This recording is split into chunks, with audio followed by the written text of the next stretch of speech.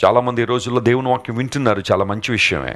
అందును బట్టి దేవునికి మహిమ కలుగును గాక. కానీ ఎంతమంది వాక్య ప్రకారం జీవిస్తున్నారు, సాత్వికంతో దేవుని వాక్యాన్ని అంగీకరిస్తున్నారు? ఇది ప్రశ్న. వినడం చాలా చక్కగానే వింటున్నారు, కానీ వాక్యాన్ని తమ జీవితంలో అన్వయించుకునేసరికి చాలామంది ఫెయిల్ అయిపోతున్నారు.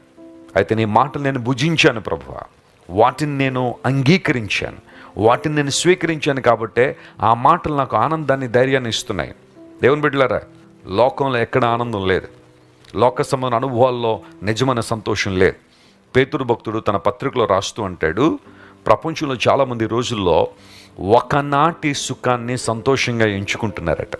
క్షణికమైన ఆనందాలను, క్షణికమైన సుఖాలనే సంతోషంగా, ఆనందంగా భావించి తమ జీవితాలను వ్యర్థపరుచుకుంటున్నారు. చాలామంది ఆరోగ్యాన్ని పాడు చేసుకుంటున్నారు. ప్రపంచంలో ఏ వ్యసనాన్నైనా మీరు తీసుకోండి, ఆ వ్యసనము మనిషికిచ్చే ఆ తాత్కాలికమైన ఆనందం చాలా చిన్నదే, కానీ అతడు పోగొట్టుకుంటున్న ఆనందం చాలా గొప్పది.